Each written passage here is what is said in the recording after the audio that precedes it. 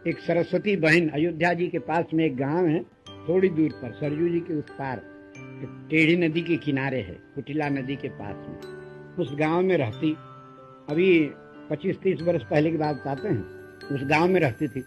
बच्ची का नाम सरस्वती, उसके कोई भाई नहीं। तो वो प्रति श्रावण की पूर्णिमा को अयोध्या जी में आवे और अयोध्यानाथ को राखी बांध करके जावे।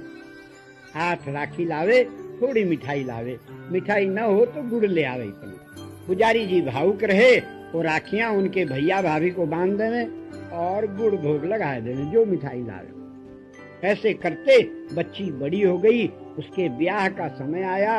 निमंत्रण पत्र जब छपा तो उसने सबसे पहले चारों भैयाओं के नाम अयोध्यानाथ भगवान को निमंत्रण पत्र भेजा और स्वयं लेकर के आई। और लगे तो लोग वो 4 निमंत्रण पत्र को जो छपे थे ना, लाठी उठा लिया, चारों भाइयों का नाम लिख करके अयोध्या जी आई और मंदिर के दरवाजे खड़े होकर ब्याह का गीत गाया। न्योता देने के लिए आई बहन, तो ऐसे न्योता का गीत गाया है और फिर वो निमंत्रण पत्र मंदिर में देकर चली गई। अब उसका ब्याह शुरू भया, ब्याह का घर भर गया, पूरे परिवार के लोग इकट्ठे हैं। अब उसका मन किसी में नहीं लग रहा, रह दरवाजे पर दिखे, रह दरवाजे पर, मेरे भाई नहीं आए, मेरे भाई नहीं आए। तो भाई का एक नेग होता है, उबटन स्नान करने के बाद में भाई कोई वस्त्र ओढ़ाता है, जाने कौन सा नेग होता है। राजस्थान में बीरा सेवरा बोलते हैं और किसी देश में जो बोलते हो। भाई बहन के लिए वस्त्र आभूषण आदि। अब उसका समय आ गया, 1 घंटा बाकी है। तो अब भाई का काम कौन करेगा? इसकी मौसी का बेटा भाई, उसकी परीक्षा रही इसलिए नहीं आ सका। मौसी तो आ गई। मौसी ने कहा तो भाई तुम्हारा परीक्षा देकर के परसों ठीक समय पर आ जाएगा। उधर वो ठीक समय पर चला, रिक्शा से किसी गाड़ी से टक्कर हो गई, उलट गया, अस्पताल पहुंच गया। 2 दिन बेहोश रहा।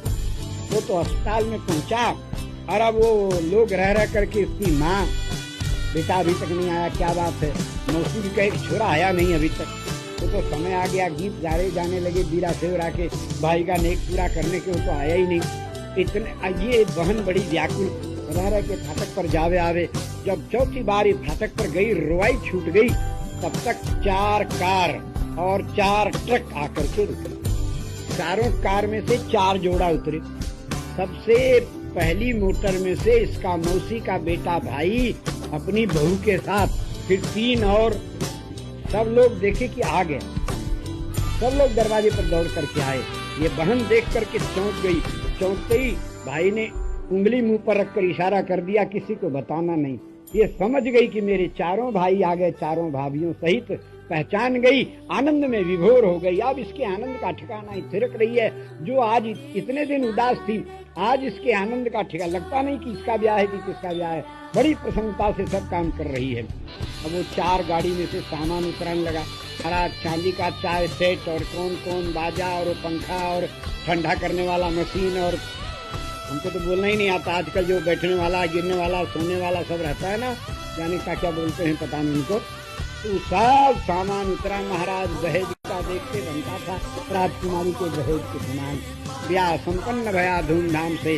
विदाई के समय कार में बैठाने के लिए दुल्हा दुल्हन को जब चारों भाई प्रेम पूर्वक ले गए, भाभियों से मिल करके, भाइयों के गले लगकर, अपनी माँ के गले और पिताजी के गले लग करके जब ये कार में बैठी है, तो बैठते बैठते लिपट गई भैया से और कहा, भाई केवल ब्याह करा देना ही भाई का काम नहीं है, बहन की रक्षा करना भी तुम्हारा ही काम है। ठाकुर जी छाती से लगा लिए और कुछ बोले नहीं, स्नेह से सिर पर हाथ फेरा और कार में बैठाए।